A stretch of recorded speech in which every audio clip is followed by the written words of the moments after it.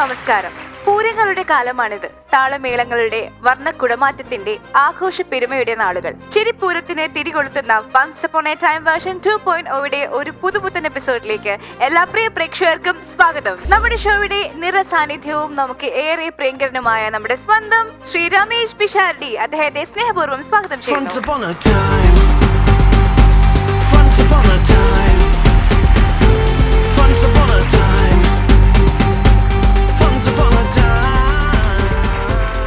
അമൃത ടിവിയുടെ പ്രിയപ്പെട്ട പ്രേക്ഷകർക്ക് ഫൺസ് അപ്പോൺ എ ടൈമിന്റെ ഈ പുതിയ അധ്യായത്തിൽ ഇന്ന് വളരെ പുതിയൊരു അതിഥിയുമായിട്ടാണ് എത്തിയിരിക്കുന്നത്. എല്ലാ തവണ കാണുമ്പോഴും മലയാളികൾക്ക് പുതുമ തോന്നുന്ന ഒരു പ്രിയപ്പെട്ട അഭിനേതാവ്. പലപ്പോഴും ഇതുപോലെയുള്ള പരിപാടികളിൽ നമ്മൾ പലതവണ ഈ ചാനലിലൂടെ തന്നെ പറഞ്ഞൊരു കാര്യമാണ് ഷെയറിംഗ് ഹാപ്പിനെസ് എന്ന് പറയുന്നത്. ഒരുപക്ഷെ മലയാളികൾ അല്ലെങ്കിൽ മലയാളികളെല്ലാം മനുഷ്യർ ഏറ്റവും കൂടുതൽ സന്തോഷവാനോ സന്തോഷവതിയായോ ഒക്കെ ഇരിക്കുന്നത് പ്രിയപ്പെട്ടവർ കൂടെ ഉള്ളപ്പോഴാണ്. അത് പല സ്ഥലങ്ങളിൽ എത്തുന്നതിനേക്കാളും പല കാര്യങ്ങൾ കിട്ടുന്നതിനേക്കാളും ഒക്കെ പ്രിയപ്പെട്ട ഒരാൾ കൂടെ ഉള്ളതാണ് എപ്പോഴും ഏറ്റവും വലിയ സന്തോഷം. ഒരുപക്ഷെ സിനിമാ മേഖലയിൽ അത്തരത്തിൽ വ്യക്തിപരമായി വളരെ പ്രിയപ്പെട്ട ഒരാൾ, നമുക്ക് എല്ലാവർക്കും അതുപോലെ തന്നെ പ്രിയപ്പെട്ട ഒരാൾ, നിരവധി അനവധി വേഷങ്ങൾ മലയാള സിനിമയ്ക്ക് സംഭാവന ചെയ്തിട്ടുള്ള ഒരു അതുല്യ നടൻ, ഒരു വേഴ്സറ്റൈൽ ആക്ടർ എന്ന കിരീടം തലയിലെടുത്ത് വെച്ചാൽ ഏറ്റവും അനുയോജ്യനായിരിക്കുന്ന ഒരു പ്രിയപ്പെട്ട അഭിനേതാവ്, നായകനായി പ്രതിനായകനായി നിരവധി അനവധി വ്യത്യസ്തങ്ങളായ കഥാപാത്രങ്ങളിലൂടെ കുറെ അധികം വർഷങ്ങളായി മലയാളികളുടെ മനസ്സിൽ സ്ഥിരപ്രതിഷ്ഠ നേടിയ ഏറ്റവും പ്രിയപ്പെട്ട താരം, സ്നേഹത്തോടെ ബഹുമാനത്തോടെ ആദരവോടെ ഫൺസ് അപ്പോൺ എ ടൈമിന്റെ വേദിയിലേക്ക് സ്വാഗതം ചെയ്യുന്നു മനോജ് കെ ജയൻ.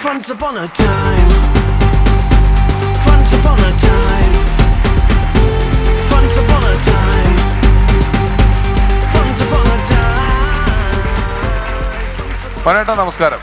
വലിയ നമസ്കാരം. വലിയ സന്തോഷം. വിഷുവിന്റെ ഈ സ്വന്തം വേദിയിൽ, ഡയാന സഹകരിക്കുന്ന വേദിയിൽ ഫൺസ് അപ്പോൺ എ ടൈമിന്റെ എല്ലാ പ്രിയപ്പെട്ട പ്രേക്ഷകർക്കും ഞാൻ ഈ വേദിയിൽ നിന്നുകൊണ്ട് വളരെ സന്തോഷത്തോടെ വലിയ നമസ്കാരം. താങ്ക് യു മനോട്ടാ. ഞങ്ങള് ഇപ്പൊ ഈ ഒരു കാലഘട്ടം നമുക്ക് 2 വർഷം ഉത്സവങ്ങളൊന്നും ഇല്ലായിരുന്നു, ആള് കൂടാൻ പാടില്ലായിരുന്നു. എങ്കിലും കേരളത്തിലെ ഉത്സവങ്ങൾ വീണ്ടും തുടങ്ങിയിരിക്കുകയാണ്. നമ്മൾ റോട്ടിലൂടെ യാത്ര ചെയ്യുമ്പോൾ വഴിയരികിൽ, ക്ഷേത്രങ്ങളിൽ, പള്ളികളിലൊക്കെ പെരുന്നാൾ ഉത്സവങ്ങളൊക്കെ നടക്കുന്ന ഒരു കാലമാണ്. അപ്പൊ ഒരു ഉത്സവമായിട്ട് തോന്നുന്നത് ആത്യന്തികമായിട്ട് അവിടെ വന്ന് ഇറങ്ങുന്ന ചില ആനകൾ തടമ്പൊക്കെ എടുത്ത് നെറ്റിപ്പട്ടൊക്കെ കെട്ടി ഉത്സവപ്പുറമേ നിൽക്കുന്നതാണ്. അതുപോലെ ഈ ഉത്സവകാലത്ത് ഞങ്ങൾക്ക് കിട്ടിയ കലാലോകത്ത് ഒരു ആനയാണ് മനോജ് കെ ജയൻ ചേട്ടൻ. അല്ലേ? ആന എന്ന് പറയുമ്പോ എല്ലാം കൊണ്ടും ഞാൻ തന്നെ മനോജനോട് പറഞ്ഞിട്ടുള്ള കാര്യമാണ്. അദ്ദേഹത്തിന്റെ ഒരു വേഴ്സറ്റാലിറ്റി നമ്മൾ മനസ്സിലാക്കുന്നത്, രാജമാണിക്യം എന്ന് പറയുന്ന സിനിമ തിയേറ്ററിൽ നിറഞ്ഞു വിടുന്നു, അതിലൊരു പ്രതിനായക വേഷം ചെയ്യുന്നു. തൊട്ടപ്പുറത്തെ തിയേറ്ററിൽ ഇറങ്ങിയിട്ട് പുറത്തേക്ക് നോക്കിയാൽ അപ്പുറത്തെ തിയേറ്ററിൽ അനന്തഭദ്രത്തിന്റെ പോസ്റ്റർ നമ്മൾ കാണുന്നു. അതില് ദിഗംബരൻ എന്ന് പറയുന്ന കഥാപാത്രം കാണുന്നു. അല്ലെങ്കിൽ തലക്കൽ ചന്ദ്രുവായും കുട്ടൻ തമ്പുരാനായും ഇങ്ങനെ നമ്മൾ ആലോചിക്കുമ്പം ദളപതി എന്ന് പറയുന്ന രജനീകാന്ത് മമ്മൂക്ക ചിത്രത്തിലെ കഥാപാത്രം വരെ നമ്മുടെ മനസ്സിലൂടെ ഇങ്ങനെ ഒന്നിച്ചൊന്നിച്ച് ഓടിപ്പോയിക്കൊണ്ടിരിക്കുകയാണ്. ഇപ്പോഴും സല്യൂട്ട് എന്ന് പറയുന്ന ചിത്രത്തിലെ പ്രകടനം വളരെ ഗംഭീരമായി, എല്ലാവരും അതിനെ അഭിനന്ദിച്ചുകൊണ്ടിരിക്കുന്നു. അതെ, OTT-ൽ അത് റിലീസായിരിക്കുകയാണ്. നിങ്ങൾ എല്ലാവരും കണ്ടു കാണും. കാണാത്തവർ ദയവ് ചെയ്ത് കാണണം, വീണ്ടും കാണണം. തീർച്ചയായും നല്ലൊരു വീണ്ടും കാണണം. എനിക്ക് കുറെ കാലം കൂടി കിട്ടിയ നല്ലൊരു വേഷമാണ് അത്. പ്രത്യേകിച്ച് റോഷന്റെ സംവിധാനത്തിൽ, ബോബി സഞ്ജയുടെ സ്ക്രിപ്റ്റിൽ, അതെ, എന്റെ പ്രിയപ്പെട്ട ചാലുവിന്റെ, നമ്മുടെ എല്ലാവരുടെയും DQന്റെ കൂടെ വീണ്ടും ഒരു വേഷം വന്നു. അത് വലിയ ഭാഗ്യമായിട്ടാണ് ഞാൻ കാണുന്നത്, ആ ഒരു സിനിമയിൽ വരാൻ കഴിഞ്ഞത്. ഒരു വലിയ സംഗീത കുടുംബത്തിലാണ് മനോട്ടം വന്നത്. ഒരുപക്ഷെ അഭിനേതാവ് ആയില്ലായിരുന്നെങ്കിൽ അദ്ദേഹം ഒരു ഗായകനായനെ, മെയിൻ പ്രൊഫഷൻ, എന്നിട്ട് ഇടയ്ക്ക് വല്ല പടങ്ങളിൽ അഭിനയിച്ചേനെ. ഇപ്പം ഇടയ്ക്ക് പടങ്ങളിൽ മെയിനായിട്ട് അഭിനയിക്കുന്നു, ഇടയ്ക്ക് പാടുന്നു എന്ന് പറയുന്ന പോലെയാണ്. നിങ്ങൾ എന്നെ കമ്മ്യൂണിസ്റ്റ് ആക്കി എന്ന് പറയുന്ന പോലെ നിങ്ങൾ എന്നെ ഗായകനാക്കിയതാണ്. ഞാൻ ഇങ്ങനെ ഒരു കുടുംബ പാരമ്പര്യം ഉണ്ടെന്ന് കുറെ സിനിമയിൽ വന്നതിന് ശേഷം പലരും അറിഞ്ഞറിഞ്ഞു തുടങ്ങി. അപ്പം അങ്ങനെ കുടുംബ പാരമ്പര്യം ഉണ്ടെങ്കിൽ ഇയാൾ പാടണ്ടാണല്ലോ, ഒരു പാട്ട് പാടും, നല്ലയും പാടും. അങ്ങനെ ഞാൻ എടുത്താ പോകാത്ത പാട്ടുകളൊക്കെ ആദ്യമൊക്കെ പാടി ഇപ്പോ പണ്ടൊക്കെ പ്രശസ്ത നടൻ മനോജ് കെ ജയനെ വേദിയിലേക്ക് ആനയിക്കുന്നു എന്ന് മാത്രമുള്ളായിരുന്നു ഒരു 10 വർഷം 11 വർഷം മുമ്പ്. ഇപ്പൊ അതല്ല, പ്രശസ്ത നടനും ഗായകനുമായ അങ്ങനെയായി. ഒരു കാര്യം കൂടെ, ഇവിടെ വരുന്ന ഒരാൾ എപ്പോഴും എത്ര കഥാപാത്രങ്ങൾ ചെയ്താലും ഒരു വർത്താനം പറയുമ്പോഴോ പെരുമാറുമ്പോഴോ എല്ലാം ഉള്ളിൻ്റെ ഉള്ളിലൊരു നർമ്മബോധം കാത്ത് സൂക്ഷിക്കുന്ന ആൾക്കാർ ഈ വേദിയിൽ വരുമ്പോൾ കൂടുതൽ സന്തോഷമാണ് നമുക്ക്. മനോഹരൻ അത്തരത്തിലൊരു വലിയ നർമ്മബോധം കാത്ത് സൂക്ഷിക്കുന്ന, പല നമ്മൾ കാണാത്ത കാര്യങ്ങളിൽ നിന്നും ഒരു തമാശ കണ്ടെടുത്ത് പിന്നീട് ഓർത്തു പറയുന്ന ഒരു വ്യക്തിത്വം കൂടെയാണ്. ഇന്നിവിടെ എത്തിയതിന് ഒരുപാട് സന്തോഷം. ഇനി നമുക്ക് അവിടെ ഇരിക്കാം, തമാശകൾ ആസ്വദിക്കാം.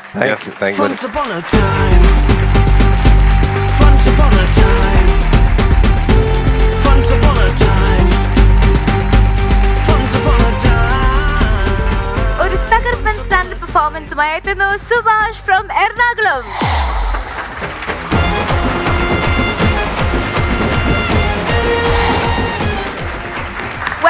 സുഭാഷ്. Thank you. സുഭാഷ് എറണാകുളത്ത് നിന്നാണ് വരുന്നത്. ഓട്ടോറിക്ഷ ഓടിക്കുന്നുണ്ട്, ഒപ്പം സ്റ്റാൻഡപ്പ് കോമഡി പെർഫോമൻസും ചെയ്യുന്നുണ്ട്. സുഭാഷ് ഓട്ടോറിക്ഷയുടെ പേരെന്താ? കണ്ണകി. കണ്ണകി. ആ പേര് അങ്ങനെ ഞാൻ ഓട്ടോറിക്ഷയ്ക്ക് കണ്ണകി എന്ന് ആദ്യമായിട്ട് കേൾക്കണം. അതിൽ എന്തെങ്കിലും തമിഴ് പുരാണവുമായി ബന്ധപ്പെട്ടുള്ള അറിവ് കൊണ്ട് ഇട്ടതാണോ അതോ വെറുതെ സ്നേഹം കൊണ്ടിട്ടതാണോ? അല്ലല്ല, ബന്ധമുണ്ട്. കൊടുങ്ങല്ലൂർ അമ്മയുടെ ഒരു പേരാണ് കണ്ണകി എന്ന്.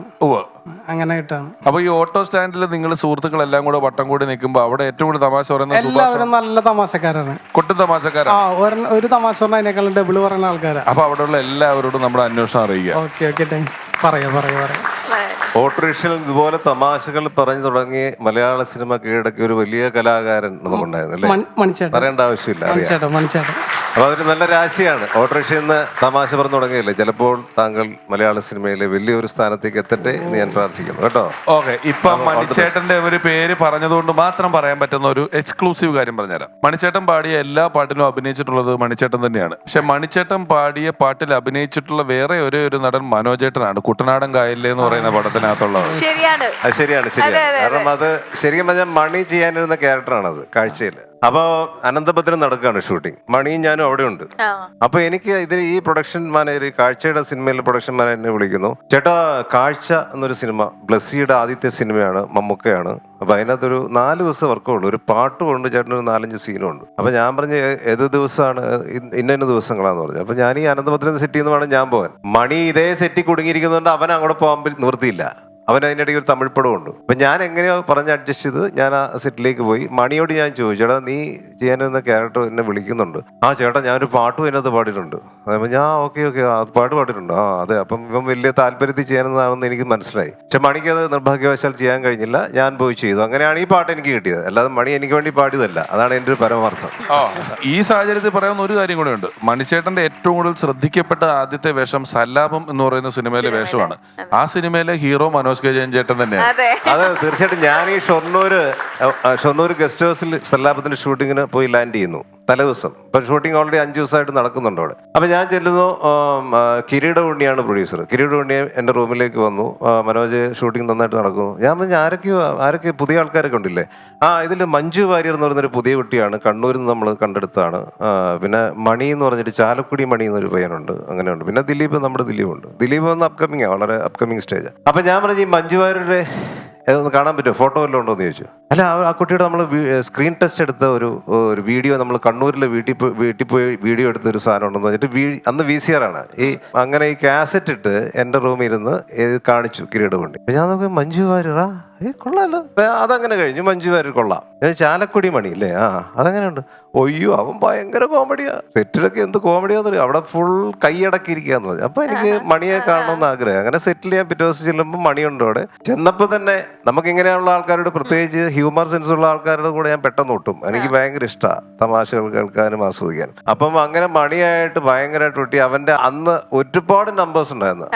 അവരെല്ലാം സെറ്റിൽ പറഞ്ഞ കേട്ട സാധനങ്ങളെല്ലാം വീണ്ടും റിപ്പീറ്റ് ചെയ്ത് ഞാൻ ചെയ്യിപ്പിച്ചു. അപ്പൊ അന്ന് മുതലുള്ള ഒരു ആത്മബന്ധം മണിയായിട്ടുണ്ട്. മണിയുടെ ആദ്യത്തെ ഒരു ബ്രേക്ക് എന്ന് തന്നെ പറയാം സല്ലാപത്തിലെ ക്യാരക്ടറാണ്. അപ്പൊ അന്ന് മുതൽ എനിക്കറിയാം. അന്നൊക്കെ ഭയങ്കര ആത്മാർത്ഥത, എന്നും മുതൽ അഭിനയത്തോട് ഭയങ്കര ആത്മാർത്ഥതയാണ്. അതിനകത്ത് ഈ ദിവാകരൻ ഇവനെ ഈ റെയിൽവേ കീമാനാണല്ലോ.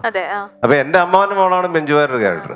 അപ്പൊ ഞാൻ ഇവന്റെ പുറകെ നടന്നിട്ട്, ഇവളുടെ പുറകെ നടന്ന് ശല്യപ്പെടുന്നുണ്ട് അറിഞ്ഞിട്ട് ഇവനെ വഴിക്കിട്ട് പിടിക്കുന്നുണ്ട്. റെയിൽവേ ക്രോസിന്റെ വിട്ട് പിടിക്കുന്നുണ്ട്. പിടിക്കുമ്പോഴത്തേക്ക് ഞാൻ പറയും, എന്താണ് നിനക്ക് പെണ്ണുങ്ങളെ കാണുമ്പോൾ ഒരു കുണഞ്ഞ പാട്ട്, നീ തൂറാനിരിക്കും പോലെ നീ പാട്ട് പാടിയെന്ന് അറിയാതെ ഒറ്റ അടി കൊടുക്കുന്നുണ്ട്. അപ്പൊ അടി കൊടുക്കുമ്പോൾ ഇതിങ്ങനെ കീഴ്ക്കാൻ തൂക്കാണ്. മണിയുടെ ഒരു സ്റ്റാമിനയും കാര്യങ്ങളും അവന്റെ ഒരു പവറും ഞാൻ പറയും. ആ കീഴ്ക്കാൻ തൂക്കിൽ പോയി വീഴുകയാണ്. അത് ഒരു അഡ്ജസ്റ്റ്മെന്റ് വീഴ്ചയൊന്നുമില്ല. അലച്ച് തല്ലി പിഷു, അലച്ച് തല്ലി നെഞ്ചിടിച്ചു വീഴും. ഞാൻ എണീറ്റ് വന്നേ.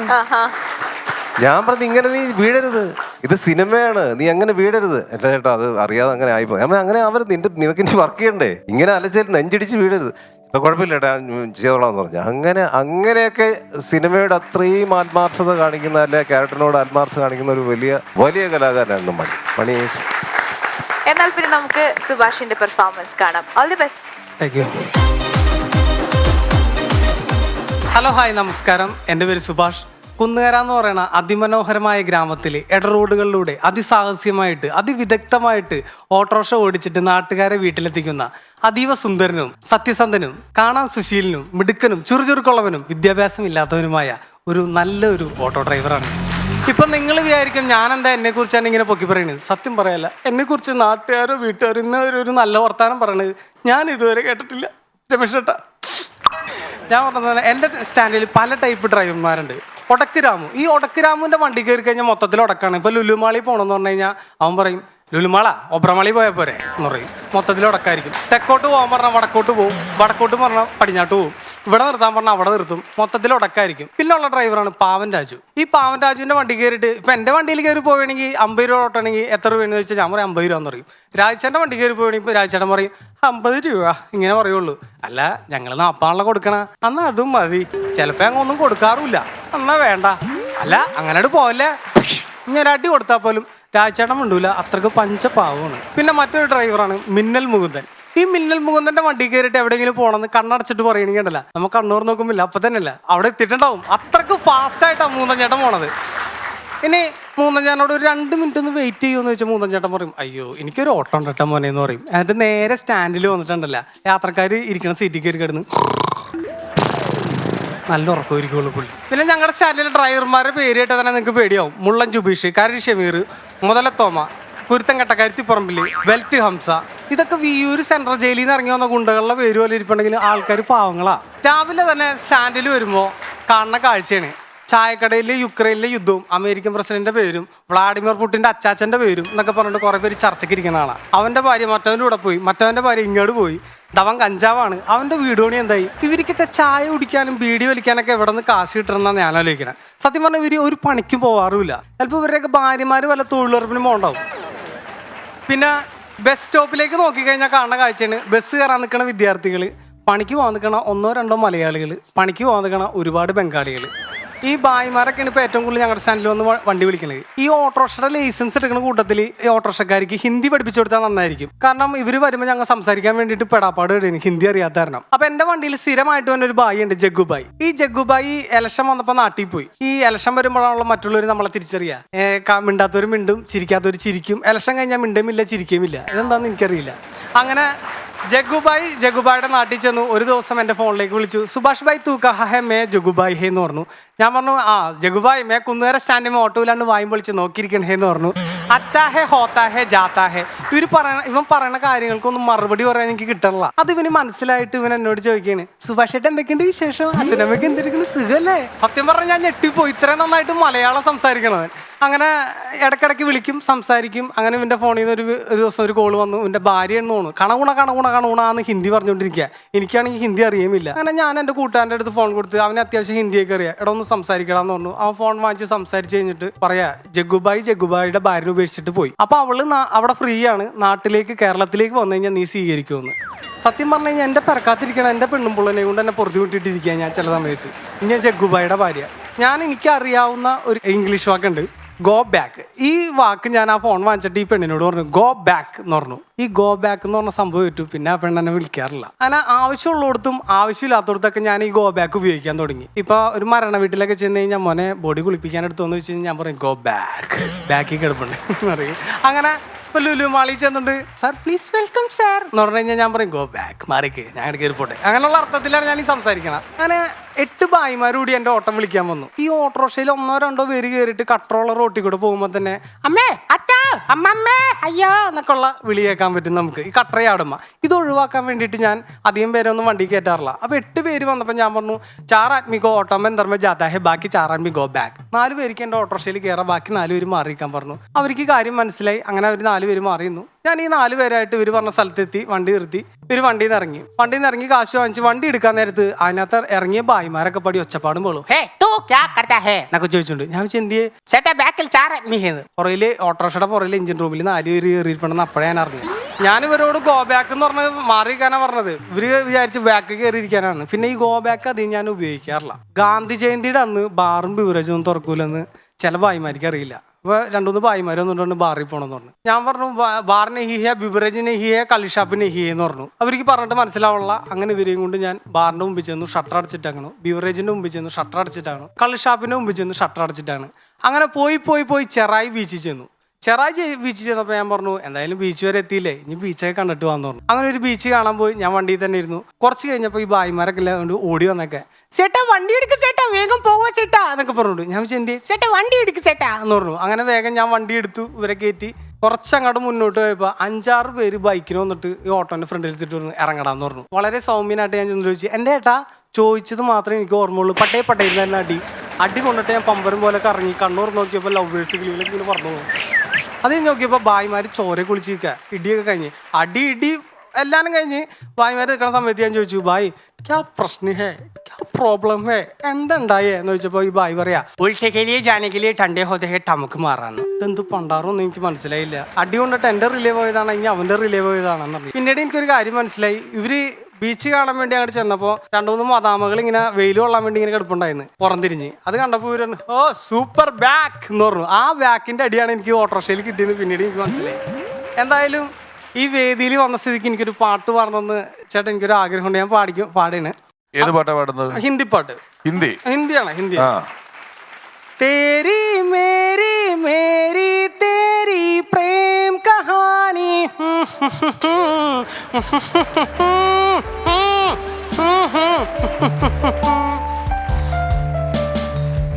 എന്താണ് അല്ലേ എനിക്ക് ഇത്രയും നേരമായിട്ട് ഹിന്ദി പറയാൻ അറിഞ്ഞൊന്നും മനസ്സിലായില്ല. ഞാൻ തുടക്കം മുതൽ പറഞ്ഞു എനിക്ക് ഹിന്ദി പറയാൻ അറിയില്ല സത്യമായിട്ടും.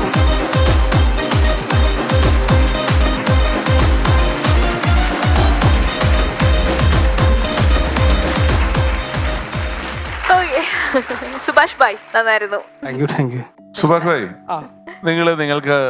നിങ്ങളെ ജോലി ചെയ്യുന്ന സ്ഥലത്തു നിന്നാണുള്ള തമാശ മുഴുവൻ പെറുക്കി കൊണ്ടുവന്നിരിക്കുന്നത്. പുറത്ത് എവിടെയും പോണ്ടി വന്നിട്ടില്ല. ആ സ്ഥലത്തുനിന്ന് തന്നെ എത്രത്തോളം തമാശകൾ കിട്ടാവോ അത്രത്തോളം തമാശകൾ അവിടെ നിന്ന് എടുത്തുകൊണ്ട് വന്നു. അത് ഗംഭീരമായിട്ട് പറഞ്ഞു. ഒരു ഗോ ബാക്ക് എന്നുള്ളൊരു വാക്കും വെച്ച് എവിടെയൊക്കെ കൊണ്ട് തമാശ ഉണ്ടാക്കാവോ അവിടെ എല്ലാം നിങ്ങൾ കോർത്തിണക്കി തമാശകൾ ഉണ്ടാക്കി. ഗംഭീര പ്രകടനമായിരുന്നു നിങ്ങൾ കാണിച്ചത് കേട്ടോ. സുഭാഷ് അസലായിരുന്നു. എന്നുവെച്ചാൽ താങ്കളുടെ ആ സ്ഥലവും അന്തരീക്ഷവും കവലയും ചായക്കടയും താങ്കളുടെ അടുത്തുള്ള ബംഗാളികളും ബന്ധുക്കളും എല്ലാവരും വന്ന് കൂടി അതിന്റെ അകത്തൂടെ നല്ല നർമ്മം കലർത്തി രസകരമായിട്ട് അവതരിപ്പിച്ചു. കൺഗ്രാറ്റ്സ്. പിന്നെ ഇടയ്ക്ക് കുറെ പേര് പറഞ്ഞല്ലോ. ഓട്ടോറിക്ഷക്കാരുടെ പേരെന്താ? മുള്ളൻ ജുബീഷ്, മുതലത്തോമ, ഇതൊക്കെ ഓൾറെഡി അവിടെ ഉള്ള ആൾക്കാരാണ്. ഇത് കാരണം ഇത് പണ്ട് ഫൈറ്റ് മാസ്റ്റേഴ്സിന്റെ പേരുകളായിരുന്നു. മുള്ളൻ തോമ, ജാഗ്വാർ തങ്കം, കണ്ണൻ, നിഞ്ച നിത്യ, അങ്ങനെയൊക്കെ പറഞ്ഞ് ഫൈറ്റ് മാസ്റ്റേഴ്സ് ഒരു പവറിന് വേണ്ടി ഇത് ചെയ്യാറ്. ഞാൻ പെട്ടെന്ന് അത് കേട്ടോണ്ട് പഴയ മാസ്റ്റേഴ്സിന് ഓർമ്മ വന്നു. ഓട്ടോറിക്ഷ എന്ന് പറയുന്നത് എൻ്റെ ജീവിതത്തിലെ ഏറ്റവും ഒരു സ്വപ്ന വാഹനമായിരുന്നു. കാരണം സ്കൂളിൽ പഠിക്കുമ്പോൾ എൻ്റെ അച്ഛൻ്റെ അനിയൻ്റെ മക്കള് അവർ കുറച്ചുകൂടെ എൻ്റെ അമ്മയെക്കാളും കുറച്ചുകൂടെ ശമ്പളമുണ്ട് അച്ഛൻ്റെ അനിയൻ്റെ ഭാര്യയ്ക്ക്. ഇലക്ട്രിസിറ്റി ബോർഡിലൊക്കെ ആയിരുന്നു. അപ്പോൾ അതിനനുസരിച്ചുള്ള ഒരു പോഷ് അവർക്കുണ്ട്. കാരണം ഓട്ടോറിക്ഷയിലാണ് പിള്ളേർ വിടുന്നത്. അപ്പോൾ ഞാനൊക്കെ നടന്നു കുത്തി 3 കിലോമീറ്റർ പോകണം. അങ്ങനെ പോകുന്ന ഒരു സ്കൂളായിരുന്നു കോട്ടയത്തെ സെന്റ് ജോസഫ്സ് കോൺവെന്റ് സ്കൂൾ. അങ്ങനെ ഒരു ദിവസം അമ്മയോട് ഇപ്പോൾ കയ്യും കാലും പിടിച്ച് ഞങ്ങളെ കൂടെ ഓട്ടോറിക്ഷ വിടുമെന്ന് വെച്ചിട്ട് അങ്ങനെ അമ്മ ഒരു ദിവസം സമ്മതിച്ചു. ഓട്ടോറിക്ഷ പോയി തുടങ്ങി. അപ്പോൾ ആ കാലം മുതലുള്ള ഓട്ടോറിക്ഷ ബന്ധമുണ്ട്. പിന്നെ പിൽക്കാലത്ത് മദ്രാസിൽ ചെന്നിറങ്ങി കഴിഞ്ഞാൽ പിഷു അറിയാലോ, ആദ്യകാലത്ത് മദ്രാസ് ജീവിതമാണല്ലോ. നമ്മൾ ഇവിടുന്ന് ഡബ്ബിങ്ങിന് മദ്രാസിൽ പോയി കഴിഞ്ഞാൽ നമുക്ക് താരജാടുകളൊക്കെ അവിടെ അഴിച്ചു വെച്ച് ഓട്ടോയില്ല. പിന്നെ ഇവിടെയാണ് കാറ് വേണം. കേരളത്തിലാണ് കാറില്ല, നമ്മൾ പോവില്ല. പക്ഷെ മദ്രാസിൽ നിന്ന് ഇറങ്ങി നമുക്ക് ഈ കോംപ്ലക്സിലൊന്നുമില്ല. ഓട്ടോറിക്ഷ പിടിക്കും. തമിഴ് നന്നായിട്ട് പഠിക്കുന്ന ഓട്ടോറിക്ഷക്കാരോട് സംസാരിച്ചിട്ടാ തമിഴ്. അങ്ങനെ തമിഴ് നന്നായിട്ട് നമ്മൾ പഠിച്ചെടുത്തിട്ടുണ്ട്. പിന്നെ എല്ലാ കാലത്തും ഓട്ടോറിക്ഷ നമുക്ക് സഹായമായിട്ടുണ്ട്. ഒരു പ്രാവശ്യം ഇന്ത്യൻ സിനിമ 100ാം വാർഷികം മദ്രാസിലെ നെഹ്റു സ്റ്റേഡിയത്തിൽ വമ്പൻ ആഘോഷം, വൻ പരിപാടി. അമിതാഭ് ബച്ചൻ മുതൽ ഷാരൂഖ് ഖാൻ മുതൽ ജയലളിത അമ്മ, അങ്ങനെ എല്ലാ രജനീകാന്ത്, കമൽഹാസൻ ഒക്കെ ഉള്ള ഫംഗ്ഷൻ. അതിനകത്ത് നമ്മളും ഇവിടുന്ന് മലയാളത്തിൽ ഞാനും ഉണ്ട്. എനിക്കൊരു ഷീൽഡ് കിട്ടി, അത് വീട്ടിൽ ഇരിപ്പുണ്ട്. അത് വലിയൊരു സമ്പാദ്യമാണ്. അപ്പൊ അത് കഴിഞ്ഞ് ഞാനും ലാലു അലക്സും ഈ നെഹ്റു സ്റ്റേഡിയത്തിന്റെ വെളിയോട്ട് വന്നിട്ട് നമ്മുടെ വണ്ടിയും കാണുന്നില്ല, ഒന്നും കാണുന്നില്ല. അവിടെ നടന്നു പോയാൽ പോലും കുഴപ്പമില്ല, അങ്ങനത്തെ അവസ്ഥയാണ് റൂമിലേക്ക്. അത്ര കുഴപ്പം. അവസാനം ഒരു ഓട്ടോറിക്ഷ വന്നു. അപ്പൊ ലാലു അലക്സിനോട് ഞാൻ ചോദിച്ചു, ചേട്ടാ ഓട്ടോയില്? ഞാൻ പറഞ്ഞു ഓട്ടോയിലല്ല, ഇപ്പൊ പോകാൻ പറ്റില്ല. അങ്ങനെ ഒരു ഓട്ടോറിക്ഷ വന്ന് ഞാനും പുള്ളിയോടെ കയറിയിരുന്ന് സുഖമായിട്ട് പോയി. അപ്പൊ ഓട്ടോറിക്ഷ എന്ന് പറയുന്നത് നമുക്ക് ഏത് കാലത്തും ഉപകരിക്കുന്ന സാധനം. ഈ കോംപ്ലക്സ് ഒന്നും ഇല്ലെങ്കിൽ, ആവശ്യമില്ലാത്ത ഇൻഫിനിറ്റി കോംപ്ലക്സ് ഇല്ലെങ്കിൽ ഓട്ടോറിക്ഷ ഏത് കാലത്തും നമുക്ക് യൂസ് ചെയ്യാം. അപ്പൊ അതുകൊണ്ട് എന്റെ ഇഷ്ടവാഹനത്തിന്റെ ആളാണ് നിങ്ങൾ. അപ്പൊ അതിലൂടെ വന്ന ഈ കോമഡികളെല്ലാം ഞാൻ ആദ്യം പറഞ്ഞ പോലെ അങ്ങനെയൊക്കെ ആവട്ടെ, നമ്മുടെ മണിയെ പോലെ കേട്ടോ. പക്ഷെ നല്ല ശ്രമിക്കണം. ഇനിയും കൂടുതൽ കോമഡികൾ, പ്രത്യേകിച്ച് സ്റ്റാൻഡപ്പ് കോമഡിയിലൊക്കെ കുറച്ചുകൂടെ അല്ലേ സാധനങ്ങൾ വന്നാൽ നന്നായിരിക്കും എന്ന് എനിക്ക് തോന്നുന്നു. പൊളിക്കും കേട്ടോ, അടുത്തതിൽ പൊളിക്കും. Thank you Subhash. അപ്പൊ വീണ്ടും കാണാം. And now we have our next stand-up comedian Mithun from Thrissur.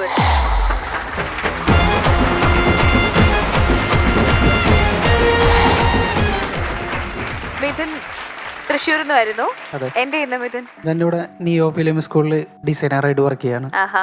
ഡിസൈനറായിട്ട് work ചെയ്യണോ പഠിക്കുകയാണോ ഫിലിം സ്കൂളിൽ? പഠിക്കല, ഞാൻ വർക്ക് ചെയ്തിട്ടൊരു 5 വർഷം കഴിഞ്ഞു. ഇപ്പോൾ ഇവിടെ വർക്ക് ചെയ്തുകൊണ്ടിരിക്കുക. പഠിക്കല. ഡിസൈൻ എന്ന് പറഞ്ഞാൽ ഗ്രാഫിക് ഡിസൈനിങ്. Graphic designing. അപ്പൊ ഗംഭീരമായിട്ട് പെർഫോം ചെയ്യും. നന്നാവട്ടെ. Okay okay Mithun. ഹലോ, നമസ്കാരം. ഞാൻ നിങ്ങളാരും ഇതുവരെ കേൾക്കാത്ത ഒരു അടിപൊളി പാട്ട് കൊണ്ടാണ് വന്നിരിക്കുന്നത്. എല്ലാവരും ഒന്നും കൂടി കൈയടിക്കാമോ? ഈ പാട്ടിൻ്റെ പ്രത്യേകത എന്താ വെച്ചാൽ ഞാൻ തന്നെ എഴുതി സംഗീതം ചെയ്ത ഒരു പാട്ടാണ്. Ready, 1 2 3 4. Fun, fun, fun, fun, once upon a time. Fun, fun, fun, fun, once upon a time. Fun, fun, fun, fun, once upon a time. Fun, fun, fun, fun, once upon a time. തൃശ്ശൂരുകാരനാ, കൊള്ളന്നൂരുകാരനാ, എൻ്റെ പേര് മിഥുനാ, ഞാൻ വെറും പാവമാ. തൃശ്ശൂരുകാരനാ, കൊള്ളന്നൂരുകാരനാ, എൻ്റെ പേര് മിഥുനാ, ഞാൻ വെറും പാവമാ. എല്ലാവർക്കും നമസ്കാരം. 2022 വളരെയധികം പ്രതീക്ഷയോടും മാസമായിട്ടാണ് നമ്മളെല്ലാവരും തുടങ്ങിയത്. പക്ഷേ മാസ്ക് ഊരാൻ ഇതുവരെയ്ക്ക് നമുക്ക് പറ്റിയിട്ടില്ല. പലതരത്തിലാണ് ആൾക്കാർ മാസ്ക് വയ്ക്കുന്നത്. വളരെയധികം കെയർഫുൾ ആയിട്ട് പെർഫെക്റ്റ് ഒക്കെ ആയിട്ട് മാസ്ക് വയ്ക്കുന്ന ആൾക്കാരുണ്ട്. ഇനി മറ്റു ചില ആൾക്കാരാണെങ്കിൽ എല്ലാവരും വയ്ക്കുന്നുണ്ട്, അതുകൊണ്ട് ഞാനും വെച്ചേക്കാം എന്നുള്ള മനോഭാവത്തോടു കൂടിയാണ് ചില ആൾക്കാർ മാസ്ക് വയ്ക്കുന്നത്. ഇതിൽ രണ്ടിലും പെടാതെ ചില കക്ഷികളുണ്ട്. നമ്മൾ ഈ ഹെൽമെറ്റിന്റെ ചിൻ സ്ട്രാപ്പ് ഇടുന്ന പോലെയാണ് മാസ്ക് വയ്ക്കുന്നത്, ഏതാണ്ട് ഈ ഒരു ഭാഗത്താക്കിയിട്ട്. അവരോട് നമുക്കൊരു കാര്യം പറയാനുള്ളത് എന്താ വെച്ച് കഴിഞ്ഞാൽ, ഇപ്പൊ നമ്മൾ മാസ്ക് വയ്ക്കുകയാണെങ്കിൽ മുഖത്തിന്റെ ചെറിയൊരു ഭാഗം മാത്രമേ മൂടണ്ടുള്ളൂ. പക്ഷെ എന്തെങ്കിലും പണി കിട്ടിയ മുഖം മാത്രമല്ല, ശരീരം മൊത്തത്തിൽ മൂടേണ്ട ഒരു അവസ്ഥയാണ് കേട്ടോ. പണ്ടൊക്കെ ഏതെങ്കിലും ഒരു മാസ്ക് വയ്ക്കുക എന്നുള്ള മാത്രമേ ഉണ്ടായിരുന്നുള്ളൂ. പക്ഷെ ഇന്നാണെങ്കിൽ ഷർട്ടിന്, പാൻറ്റിന്, മുണ്ടിന്, ചുരിദാറിന്, സാരിക്ക് വരെ ഇണങ്ങിയിട്ടുള്ള ഒരേ ഡിസൈനുകളുള്ള മാസ്കുകളാണ് നമ്മളെല്ലാവരും വയ്ക്കുന്നത്. ഇനി ചില കല്യാണങ്ങൾക്കൊക്കെ പോയി കഴിഞ്ഞാൽ മുത്ത് പിടിപ്പിച്ച മാസ്ക് വരെ നമുക്ക് കാണാൻ പറ്റും. പക്ഷെ ഇതൊക്കെ ഇട്ട് വന്ന് നിൽക്കുമ്പോൾ നമ്മൾ ഈ തൃശ്ശൂർ പൂരത്തിന് ആന എഴുന്നള്ളി നിൽക്കുന്നതാണ് നമ്മുടെ സ്വന്തമായിട്ട് തോന്നുന്നത്. പക്ഷേ ഇതൊന്നുമല്ല സത്യം. ഈ മാസ്കിന്റെ ഒടുക്കത്തെ ടൈറ്റ് കാരണം കൊണ്ട് നമുക്കെല്ലാവർക്കും ഒരു കബീഷ് ലുക്കായിരിക്കും. ശരിക്കും ഈ കോവിഡ് എന്ന് പറയുന്നത് വല്ലാത്തൊരു ദ്രാവിഡ് തന്നെയാണ്. പക്ഷെ ഇതിനേക്കാളൊക്കെ മുൻപ് 1993 എൻ്റെ വീട്ടുകാര്, എൻ്റെ നാട്ടുകാര് മറ്റൊരു ദുരന്തം കൂടി കണ്ടിട്ടുണ്ടായിരുന്നു. ഞാൻ ജനിച്ചെന്ന് തന്നെ ആശുപത്രിയിലത്തെ കരണ്ട് നിലച്ചു പോയി. ഇതിൻ്റെ തെളിവ് എങ്ങനെയാന്ന് വെച്ചാൽ, ഞാൻ ഒരു 7ാം ക്ലാസ്സിൽ പഠിക്കുന്ന സമയത്ത് എൻ്റെ ഒരു കൂട്ടുകാരനുണ്ട്, ബ്രഹ്മദത്ത് എന്ന അവൻ്റെ പേര്. ഞാൻ അവനും കൂടി തല്ലൂടാന്ന് പറഞ്ഞു കഴിഞ്ഞാൽ ഗംഭീര വഴക്ക്. എൻ്റെ ബട്ടൺസ് ഒക്കെ വലിച്ച് പൊട്ടിച്ച് അവൻ്റെ കോളറൊക്കെ ഞാൻ വലിച്ച് കീറി, ഗംഭീര അടി. അങ്ങനെ അവൻ നടന്നു പോയിക്കൊണ്ടിരിക്കുക. അവൻ അവിടെ നിന്നിട്ട് എന്നെ ഇങ്ങോട്ട് തിരിഞ്ഞു നോക്കിയപ്പോൾ ഞാൻ ശ്രദ്ധിച്ചപ്പോൾ അവനെ എന്തോ എടുക്കുന്ന പോലെ എനിക്ക് തോന്നി. നോക്കിയപ്പോൾ ഒരു വെള്ളാറങ്കല്ല. അവൻ അത് എടുത്ത് തന്നെ എറിയാൻ നോക്കുമ്പോൾ ഞാനാണെങ്കിലോ അവൻ എങ്ങനെ എറിഞ്ഞാലും ഞാൻ ചാടി കളയുന്നുള്ള ഓവർ കോൺഫിഡൻ്റ് ആയിട്ടാണ് ഞാൻ നിൽക്കുന്നത്. അവൻ എറിയുകയും ചെയ്തു, ഞാൻ ചാടുകയും ചെയ്തു. എൻ്റെ കഷ്ടകാലത്തിന് ഞങ്ങളുടെ രണ്ടുപേരും ദിശ ഒരേ ദിശയായിരുന്നു. അന്ന് ഞാൻ മനസ്സിലാക്കി ഒന്നും കൂടി ഞാനൊരു നല്ലൊരു ദുരന്തമായി തീരാന്ന്. ഞാൻ ഇതിനെപ്പറ്റി എൻ്റെ അമ്മയോട് പറഞ്ഞു. അമ്മയും ഞാനും കൂടി പതിവ് പോലെ തന്നെ ഒരു ജോലിസിൻ്റെ അടുത്തേക്ക് പോയി. അവിടെ ചെന്നു ജോലിസിനോട് ഞാൻ കാര്യം പറഞ്ഞു. ജോലിസരെ, എന്ത് ചെയ്താലും ഒരു പോസിറ്റീവായിട്ടുള്ള ഒരു റിസൾട്ട് എനിക്ക് കിട്ടുന്നില്ല ജീവിതത്തിൽ. ഇതാണ് എൻ്റെ ഏറ്റവും വലിയ പ്രശ്നം. പുള്ളിക്കാരൻ പതിവ് പോലെ തന്നെ DJ പരിപാടികൾ അങ്ങോട്ടാക്കും അങ്ങനെയുള്ള DJ പരിപാടികൾക്ക് ശേഷം പുള്ളിക്കാരൻ പറഞ്ഞു, 25 വയസ്സ് വരെ നിനക്ക് വളരെ പ്രശ്നം എന്ന് പറഞ്ഞാൽ കണ്ടകശേനിയാണ്. പക്ഷെ 25 വയസ്സിന് ശേഷം നിനക്ക് അടിപൊളിയാണ്. ചുറ്റിനും എല്ലാ കാര്യങ്ങൾക്കും ആൾക്കാരുണ്ടാവും. എപ്പോഴും നിനക്കത് വേണോ ഇത് വേണോ എന്ന് എടുത്തു തരാൻ എല്ലാ കാര്യങ്ങൾക്കും ചുറ്റിനും ആൾക്കാരുണ്ടാവും എന്ന് പറഞ്ഞു. ഞാൻ എൻ്റെ 25 വയസ്സ് വരെ കാത്തിരുന്നു. അങ്ങനെ എനിക്ക് 25ാമത്തെ വയസ്സിൻ്റെ പിറന്നാളിലെന്ന് എനിക്ക് പോസിറ്റീവായി റിസൾട്ട് കിട്ടി. എനിക്ക് കോവിഡ് പോസിറ്റീവായി. ജോൽസൻ പറഞ്ഞ പോലെ തന്നെ ചുറ്റിനും ആൾക്കാർ, നേഴ്സന്മാർ, നമുക്ക് എന്താവശ്യത്തിനും ഒരു അകലെ ഓടിയെത്താൻ വേണ്ടിയിട്ടുള്ള നേഴ്സന്മാർ, കൃത്യമായ ആഹാരം. അങ്ങനെ ഞാൻ നല്ലൊരു ഭക്ഷണപ്രിയനായി തീർന്നു. ഈ ഭക്ഷണത്തെക്കുറിച്ച് പറയുന്നത് എങ്ങനെയാണെന്ന് വെച്ചാൽ, പണ്ടെൻ്റെ വീട്ടിൽ മീൻ കറി വയ്ക്കുകയാണെങ്കിൽ ഞാൻ ചോറ് പോലും ഉണ്ടാറില്ലായിരുന്നു. പക്ഷെ ഇന്നങ്ങനെയല്ല. ചോറ് പോയിട്ട് മീൻകറി പോയിട്ട് ഒന്നും തന്നെ വീട്ടിൽ തികയാത്തൊരവസ്ഥയാണ്. ഇതിനൊക്കെ കാരണം ഞാനാണെന്നാണ് എൻ്റെ അച്ഛൻ പറയണത്. പക്ഷെ അത് സത്യമല്ല കേട്ടോ. ഒരു ദിവസം അച്ഛൻ അമ്മയോട് പറയുന്നത് ഞാൻ ഒളിച്ചു നിന്ന് കേട്ടു. എന്താ വെച്ച് കഴിഞ്ഞാൽ, കറികൾക്കൊന്നും ഇത്രയും രുചി വേണ്ടത് അതെന്നെ ഉദ്ദേശിച്ചാണ്, എന്നെ മാത്രം ഉദ്ദേശിച്ചാണെന്ന് എനിക്ക് മനസ്സിലായി. അന്ന് ഞാൻ ആ വീട് വിട്ട് ഇറങ്ങാൻ വേണ്ടി തീരുമാനിക്കുകയാണ്. അമ്മയ്ക്ക് ഞാൻ ഒരു എഴുത്തും എഴുതി വെച്ചു. അമ്മേ, ഞാൻ പോവാണ്, എന്നെ തിരയരുത്. അപ്പാപ്പനെ ഒന്ന് ചെന്ന് കാണണം. പിന്നെ കാശി, രാമേശ്വരം, ഗോവ, അങ്ങനെ ചട്ടിയിലിരിക്കുന്ന ആ ബാലൻസ് മീൻ വറുത്തത് ഞാൻ എടുക്കുന്നുണ്ട്. ഇത്രയും എഴുതി വെച്ച് ഞാൻ നേരെ അപ്പാപ്പൻ്റെ അടുത്തേക്ക് ചെല്ലാണ്. എൻ്റെ അപ്പാപ്പനെ കുറിച്ച് പറയുകയാണെങ്കിൽ ആലുമൂടൻ്റെ ശരീരവും അർണോൾഡിൻ്റെ മനസ്സാണ്. ഞാൻ അവിടെ ചെന്നതും ജനസ്വാഗരം. എന്താ വെച്ചാൽ അപ്പാപ്പൻ്റെ കാലങ്ങളായിട്ടുള്ള ഹനുമാന്റെ തുള്ളൽ അവിടെ നടക്കാൻ പോവാണ്. ഞാൻ അപ്പാപ്പൻ്റെ എൻട്രിക്ക് ഏകദേശം നമ്മുടെ ഈ നരസിംഹ സിനിമയിൽ നമ്മുടെ ഇന്ദുചൂടന്റെ എൻട്രിക്ക് വേണ്ടി വെയിറ്റ് ചെയ്തിരിക്കണ പോലെ ഞാൻ അപ്പാപ്പന്റെ എൻട്രിക്ക് വേണ്ടി വെയിറ്റ് ചെയ്തു. ഒടുവിൽ അപ്പാപ്പന്റെ അടുത്തേക്ക് വന്നു. ഞാൻ അപ്പാപ്പനോട് ചോദിച്ചു, അപ്പാപ്പ സുനിമാമൻ എന്തേ? സുനിമാമന്റെ പേര് പറഞ്ഞ വഴിക്ക് അതും ഒരു അമ്പിയായിട്ട് നിറഞ്ഞ അപ്പാപ്പൻ അന്യനായിട്ട് അങ്ങോട്ട് തുള്ളാൻ തുടങ്ങി. അപ്പാപ്പൻ അവിടെ നിൽക്കാൻ തന്നെയല്ല, ആ ചാഞ്ഞ് നിൽക്കണം മരത്തിന്റെ മുകളിലേക്ക് ഓടി അങ്ങോട്ട് കയറി. എന്താ വെച്ചാൽ അപ്പാപ്പൻ പകുതി ഹനുമാനായിക്കണു. അതിന്റെ മുകളിലും കയറും തന്നെയല്ല, അതിന്റെ മുകളിൽ കെട്ടി വെച്ചിരിക്കുന്ന പഴക്കൊലന്ന് ഓരോ പഴങ്ങൾ അപ്പാപ്പനെടുത്ത് തിന്നണ്. അപ്പാപ്പൻ പൂർണ്ണമായിട്ട് ഹനുമാനായിക്കണു. അപ്പാപ്പന്റെ ഈ പെർഫോമൻസ് കണ്ട് വാ എന്ന് പറയുമ്പോഴേക്കും തൊട്ടപ്പുറത്ത് നിന്നിരുന്ന തെങ്ങിന്റെ മണ്ടേന്നൊരു തേങ്ങ അപ്പാപ്പന്റെ മണ്ടേമയ്ക്ക് വന്ന വീണു. അപ്പൊ ഞാൻ ഓടി ചെന്ന് അപ്പാപ്പനെ താഴെ ഇറക്കി മരത്തിന്റെ മുകളിൽ ചാർത്തി അങ്ങോട്ട് നിർത്തി. എന്നിട്ട് സുനിമാമനെ ഫോൺ വിളിച്ചു. സുനിമാമ എവിടെയാണ്? അപ്പാപ്പന്റെ തലയിൽ തേങ്ങ വീണു, വേഗം വരണോട്ടാന്ന് പറഞ്ഞപ്പോ സുനിമാ അപ്പൊ തന്നെ ഫോണ കട്ട് ചെയ്തു. ആരെങ്കിലും ചെയ്യും അങ്ങനെ? സ്വന്തം അച്ഛനാണ്, അച്ഛന്റെ തലയിലാണ് തേങ്ങ വീണത്. എനിക്ക് ദേഷ്യം വന്നു. ഞാൻ സുനിമാമനെ ഒന്നുകൂടി ഫോൺ വിളിച്ചു. സുനിമാമൻ അപ്പനോട് ഒറ്റ ചോദ്യ, ഉണക്കത്തേങ്ങയാണോ അതോ പച്ചത്തേങ്ങയാണോ വീണത്? സംഭവം വേറെ ഒന്നല്ല, നല്ലൊരു ഭക്ഷണം ഈ പൊറോട്ടയും ബീഫൊക്കെ, മുരിഞ്ഞ പൊറോട്ടയും ബീഫൊക്കെ സ്വന്തം മുമ്പിൽ കൊണ്ടു നിർത്തിയിട്ട് അത് കഴിക്കണ നേരത്ത് ഫോൺ വിളിച്ചു കഴിഞ്ഞാൽ ആർക്കും വരാനൊന്നും പറ്റില്ല. അത് സുനിമാമനെ ഞാൻ കുറ്റം പറയില്ല. കാരണം എന്താ വെച്ച് കഴിഞ്ഞാല് നാട് വിട്ട് നമ്മൾ ഡൽഹിയിൽ പോയാൽ ഡൽഹി സ്പെഷ്യലി, തിരുവനന്തപുരം വന്നാൽ തിരുവനന്തപുരം സ്പെഷ്യലി, ഇനി നാട്ടിലേക്ക് തന്നെ തിരിച്ചു വന്നാലോ നാടൻ സ്പെഷ്യലി. അങ്ങനെ സ്പെഷ്യലുകളെ തട്ടി നടക്കാൻ പറ്റാത്തൊരു സിറ്റുവേഷനാണ് ഇപ്പോൾ ഉള്ളത്. ഇത് പറഞ്ഞപ്പോഴും ആലോചിച്ചു, ഞാൻ അവിടെ അടുത്തൊരു നല്ലൊരു പൊറോട്ടയും ബീഫും കിട്ടുന്ന കടയുണ്ട്. ഞാൻ അപ്പോൾ പോയില്ലെങ്കിൽ അത് തീരൂട്ടാ. ബൈ. നന്നായിരുന്നു. Thank you. രമേശേട്ടാ, മിഥുനെ, അത്യാവശ്യം രസമായിട്ട് താൻ കാര്യങ്ങൾ പറഞ്ഞു. ഇതിന്റെ പ്രകടനം എനിക്ക് അതിലെ കുറേ അധികം തമാശകൾ വളരെ നല്ലതായിട്ട് തോന്നി. നമ്മൾ വീട്ടിലെ കാര്യങ്ങളും ഒക്കെ പറഞ്ഞു. പിന്നെ ചില കാര്യങ്ങൾ ഇത് നമുക്ക് ഇതിൻ്റെ ഒരു ആർട്ടായിട്ട് നമ്മൾ ഇനി മുന്നോട്ട് കൊണ്ടുപോകാൻ നോക്കുന്നുണ്ടെങ്കിൽ ചില കാര്യങ്ങൾ ശ്രദ്ധിക്കുന്നത് നല്ലതായിരിക്കും. അത് നമ്മളൊരാളോടൊരു ചില കഥകൾ പറയുമ്പം ചില സ്ഥലങ്ങളിൽ നമ്മൾ അതിന്റെ ഒരു സ്പീഡ് മെയിൻറ്റെയിൻ ചെയ്യുന്നതും പറയുന്നതിലും ഒക്കെ ചില ഇനങ്ങളുണ്ടാവും. പിന്നെ ചിലത് മറ്റൊരാൾക്ക് അറിയാത്ത കാര്യങ്ങളുണ്ട്. ഇപ്പൊ ഹനുമാൻ തുള്ളൽ എന്ന് പറയുന്ന ഒരു തുള്ളല് തനിക്കറിയാം, അത് എനിക്ക് അറിഞ്ഞുള്ള നിർബന്ധമില്ല. അപ്പൊ ആദ്യം അത് ഡിസ്ക്രൈബ് ചെയ്യണം. ഞങ്ങളുടെ നാട്ടില് ഹനുമാൻ തുള്ളൽ എന്ന് പറയുന്നൊരു തുള്ളലുണ്ട്. അതിനകത്ത് ബാധ കയറി കഴിഞ്ഞാൽ ഏതെങ്കിലും ഒരാൾ ഹനുമാനെ പോലെ ആവുകയും മരത്തിൽ കയറിയും തുള്ളുകയും ഒക്കെ ചെയ്യും. അതാദ്യം കേൾക്കുന്നവന് നമ്മൾ പറഞ്ഞു കൊടുക്കണം. എന്നിട്ട് നമ്മൾ കഥ പറഞ്ഞു കൊടുക്കണം. അതിലെ ആക്ടിവിറ്റീസിനൊക്കെ ഒരു സ്പീഡൊക്കെ കണ്ടോളെ. അവിടെ വെറുതെ ഇരിക്കുന്ന ആള് ഇയാൾ ഒറ്റ എണീറ്റിട്ട് ചാടി മരത്തിൽ കയറി എന്ന് പറയുമ്പം മരത്തിൽ കയറാനുള്ള പവറും വെറുതെ ഇരുന്നപ്പോൾ നമ്മൾ വെറുതെ ഇരുന്നതിൻ്റെതായ ഒരു പവറും ഒക്കെ കൊടുത്താണ് നമ്മൾ സാധാരണ കഥകൾ പറയേണ്ടത്. അത്തരം കാര്യങ്ങളൊക്കെ ഒന്ന് ശ്രദ്ധിച്ച് പറഞ്ഞാൽ ഇത് തന്നെ ഇതിൽ നന്നായിട്ട് പറയാൻ പറ്റും. ഇപ്പൊ മോശമൊന്നല്ല, ഇതിലും നന്നായേനെന്ന് മാത്രമേ പറയുന്നുള്ളൂ. കേട്ടോ, all the best. Thank you. Hi Mithun, സംഭവം നന്നായി. പക്ഷേ എന്താ ഒരു കുറച്ചുകൂടെ എനർജറ്റിക് ആയിട്ട് പറയുന്ന, കുറച്ചുകൂടെ വ്യക്തമായിട്ട്. ഇപ്പൊ പിഷു പറഞ്ഞ പോലെ ചില കാര്യങ്ങൾ നമ്മൾ കുറച്ച് എൻലാർജ് ചെയ്ത് പറഞ്ഞാൽ മാത്രമേ നമുക്ക് അത് ഏക്കുള്ളൂ. അപ്പൊ ആ രീതിയിലുള്ള കാര്യങ്ങൾ മാത്രം ശ്രദ്ധിച്ചാൽ മതി. ഈയിടയ്ക്ക് ഒരു കല്യാണത്തിന് പോയി. അവിടെ നമ്മുടെ സിനിമാക്കാർ കൂടിയ ഒരു കല്യാണമാണ്. ഒരാൾ പോലും മാസ്ക് വെച്ചിട്ടില്ല. ഇപ്പൊ മാസ്ക് അങ്ങനെ ആരും വെക്കാറില്ല. അതിപ്പോ കുറഞ്ഞു തുടങ്ങിയല്ലോ. 3 പേര് മാത്രം മാസ്കും വെച്ച് അവിടെ വന്നിരിക്കുകയാണ്. അപ്പൊ ഞാൻ ഇവര് മാത്രം എന്ത് മാസ്ക് വെച്ചിരിക്കുന്നത്, ബാക്കി ആരും വെച്ചിട്ടില്ല. അവർ ഭയങ്കര സ്ട്രിക്റ്റ് ആയിട്ട് കൊറോണയ്ക്ക് വേണ്ടി വെച്ചിരിക്കുന്ന പോലെ വെച്ചിരിക്കുകയാണ്. അപ്പൊ എൻ്റെ അടുത്ത് വന്നു. ഞാൻ എന്താണ് മാസ്ക് വെച്ചിരിക്കുന്നത്? ചേട്ടാ നല്ല അടിച്ചിട്ടുണ്ട്, മണം വല്ലതും പറ്റുമോ? മണം വരാതിരിക്കാൻ വേണ്ടിയാണ് ഇപ്പൊ മാസ്ക് യൂസ് ചെയ്യുന്നത്. ആ കാലമായി 3 ലെയർ മാസ്ക് ഇട്ട് 3 പേര് വന്നിരിക്കുകയാണ്. ഞാൻ പേര് പറയില്ല. അവരിത് എനിക്കറിയാം, നമുക്കറിയാം, 3 പേരെ അറിയാം. അപ്പം അങ്ങനെയും യൂസ് ചെയ്ത് തുടങ്ങി.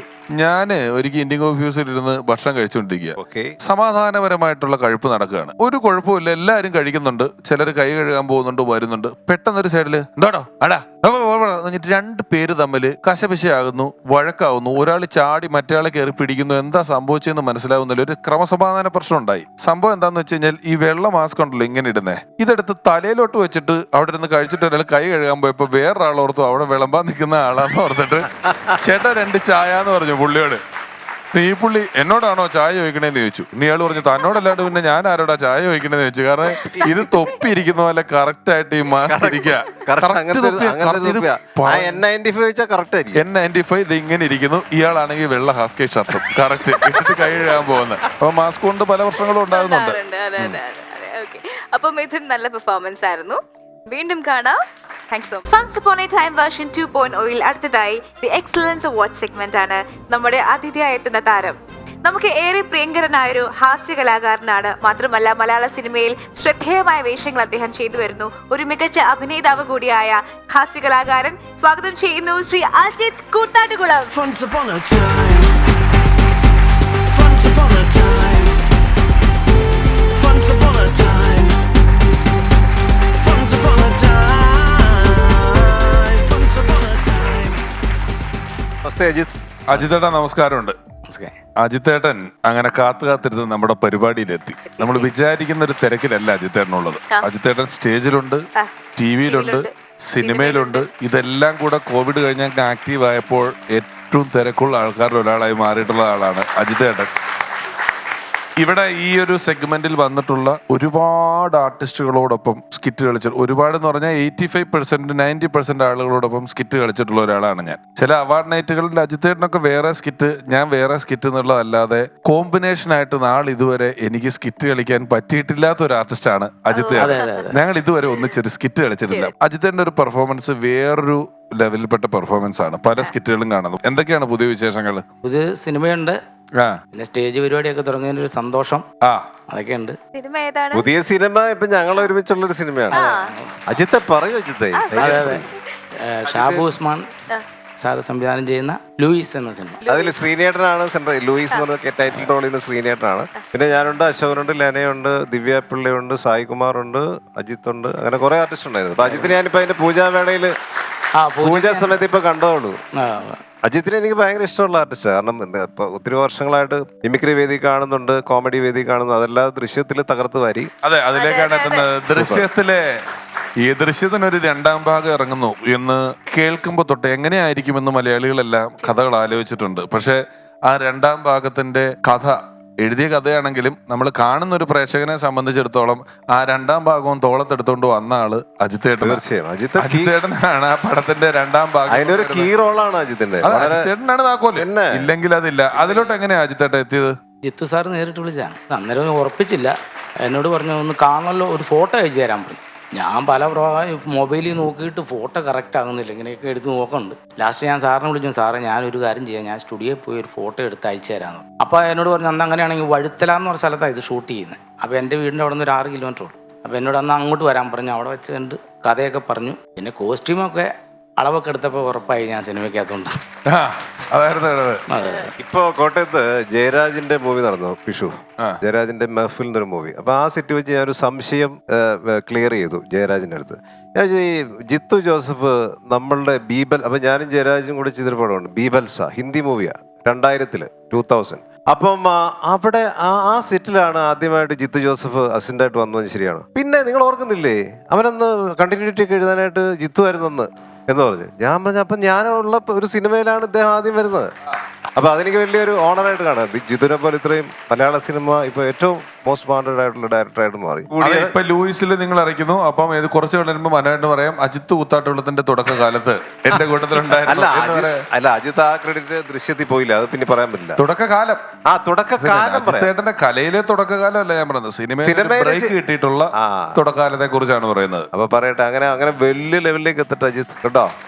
ഒരുപാട് മാത്രമല്ല, ഈ അജിത്തേട്ടനൊക്കെ മിമിക്രി ചെയ്യുന്നത് തന്നെ, സ്കിറ്റ് ചെയ്യുന്നത് തന്നെ സിനിമാറ്റിക് ആയിട്ട് ചെയ്യുന്ന ആർട്ടിസ്റ്റുകളാണ്. അപ്പൊ ഞാനൊക്കെ മിമിക്രിയിൽ വരുന്ന കാലത്ത് ഈ മിമിക്രിയിലെ സ്കിറ്റുകൾ അവതരിപ്പിക്കുന്നതിനകത്ത് ഒരുപാട് എക്സാഗ്രേറ്റ് ചെയ്തും, ഒരു ഡോക്ടറും രോഗിയും കളിക്കുന്നുണ്ടെങ്കിൽ വെറുതെ രോഗി എന്നിട്ട് ഡോക്ടറെ എനിക്ക് പനിയാണ് എന്ന് പറയുമ്പോൾ ഡോക്ടർ ഓഹോ എത്ര നാളെ ഈ പനി തുടങ്ങി ഇങ്ങനെ കളിക്കുന്ന ഒരു കാലം ഉണ്ടായിരുന്നു മിമിക്രിക്ക്. എല്ലാരും കളിക്കുന്ന ഒരു കാലം. ഭയങ്കര റിയലിസ്റ്റിക് ആണ് അത്തരം കാര്യത്തിൽ. ഞാൻ അതാ അജിത്തിന് ശ്രദ്ധിച്ചിട്ടുള്ള. അജിത്ത് ഇപ്പൊ കോമഡി സ്റ്റേജിൽ കുറച്ച് എക്സാഗ്രേഷൻ ഇല്ലാതെ ഏക്കത്തില്ല അല്ലേ, അപ്പോഴും അങ്ങനെയാണല്ലോ ചില കോമഡികൾ. പക്ഷെ അജിത്ത് അങ്ങനെ പെട്ടെന്ന് ആ ദൃശ്യത്തിലേക്ക് വന്ന് ചെയ്ത് കണ്ടപ്പോ അത് റിയൽ ആർട്ടിസ്റ്റ് ആണ്. അതുകൊണ്ടാണ് വളരെ നാച്ചുറലായിട്ട് ചെയ്തു കേട്ടോ.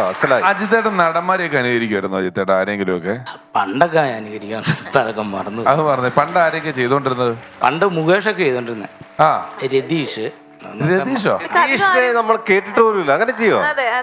ഇപ്പൊ മറന്നുപോയി. അല്ല, അതെങ്കിലും ഒന്ന് പ്ലീസ്. കമ്മീഷണറിലെ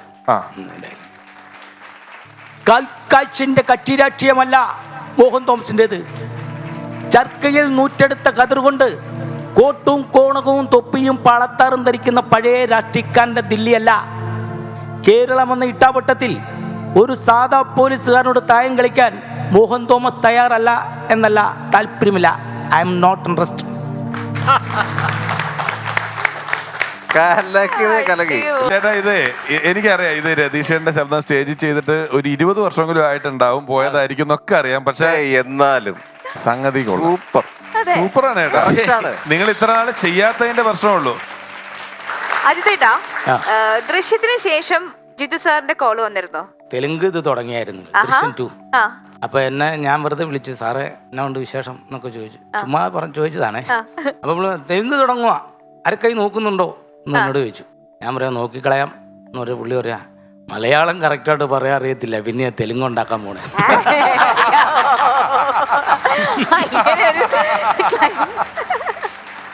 പുള്ളി വലിയ സെൻസ് ഓഫ് ഹ്യൂമർ ഉള്ള ഒരാളാണ്. പല ഇന്റർവ്യൂകളിലും പല കാര്യങ്ങളിലും ഒക്കെ.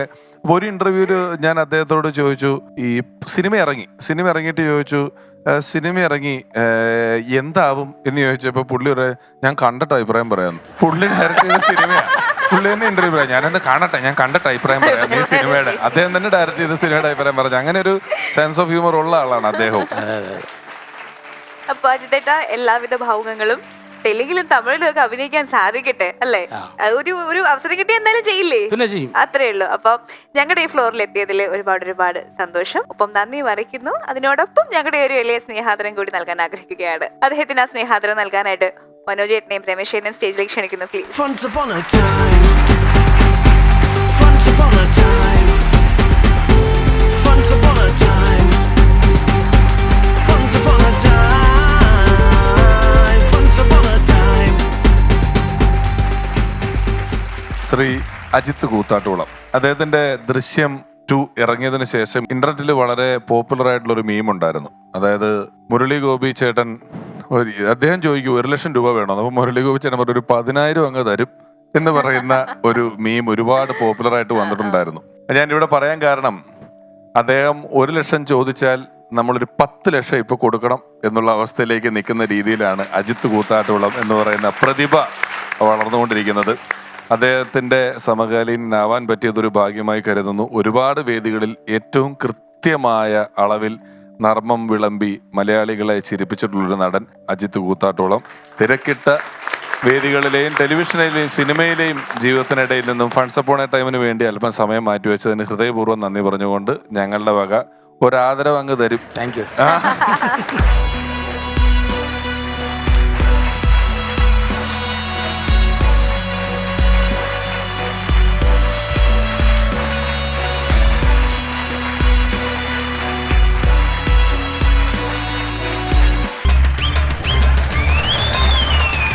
നമസ്കാരം. എന്തൊക്കെയുണ്ട്? സുഖായിരിക്കണം. ഓക്കെ. ചെറിയൊരു ടെൻഷനിലാണ് ഇപ്പൊ. എന്ത് കാര്യം? വേറെ വിഷയം ഉണ്ടായി. അല്ലെ അതാ ഇതിനു മുമ്പായിരുന്നല്ലേ? അല്ലേ ഡയനെ? ഇത്തിരി താമസിച്ചു പോയി മോളെ, ക്ഷമിക്ക്. എന്ന് വെച്ചാലേ പക്ഷോ വീടിന്റെ അകത്ത് ഞാൻ സ്റ്റേഷനിൽ നിന്നാ വന്നത്. അയ്യോ എന്തുപറ്റി? അതായത് അവിടെ റോഡ് സൈഡ് ഞാൻ നിങ്ങൾ വരുന്ന വഴിക്ക് റോഡ് സൈഡിൽ 2 പേര് മതി. ഒരു കാദർ സേവിയർ തമ്മിലൊരു പ്രശ്നം. ആ മറ്റേ സേവിയർ ചവിട്ടി സൈക്കിൾ ഒന്ന് കാദറിന്റെ മേത്ത് ഇടിച്ചെന്നാ.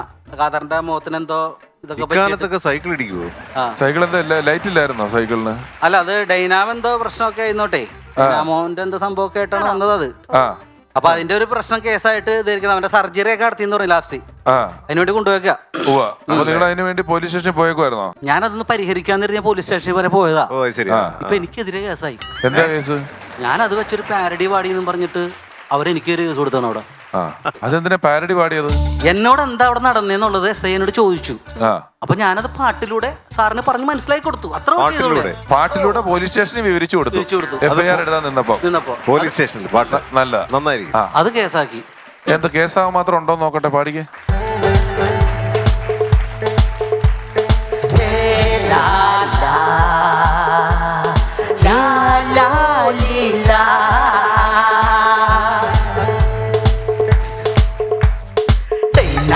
ഡൈനാമോ സൈക്കിളിന്റെ ഡൈനാമോ ഓഫായി ഇടിച്ചട്ട ഹേ മാമോ.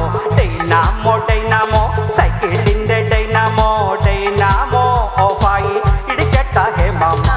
ഇരുട്ടത്ത് ചവിട്ടിയപ്പോ സൈക്കിൾ ഇടിച്ച് കാതറേ. ഇരുട്ടത്ത് ചവിട്ടിയപ്പോ സൈക്കിൾ ഇടിച്ച് കാതറേ. കാതറ് പിടിച്ചിട്ട് നിലത്തിട്ട് പ്ലാസ്റ്റിക് സർജറി ചെയ്യട്ടുമാ ഫേസ് പ്ലാസ്റ്റർ സർജറി ചെയ്യട്ടുമാ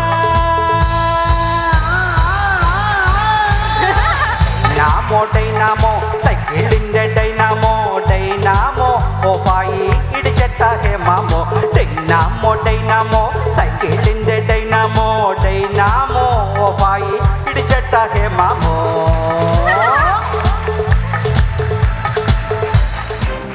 ഇന്നത്തെ എപ്പിസോഡിൽ പെർഫോം ചെയ്ത comedians Mithun from Thrissur and Subhash from Ernakulam. ഇവരിൽ ആരാണ് ബെസ്റ്റ് പെർഫോമർ നോക്കാം. ഇരുവരെയും സ്റ്റേജിലേക്ക് സ്വാഗതം ചെയ്യുന്നു. Welcome. Once upon a time. Once upon a time. Once upon a time. Once upon a time. സുഭാഷും മിഥുനും രണ്ടുപേരാണ് ഇന്നത്തെ എപ്പിസോഡിൽ മത്സരിച്ചത്. ഇന്നത്തെ എപ്പിസോഡിലെ ബെസ്റ്റ് പെർഫോമർ സുഭാഷ്.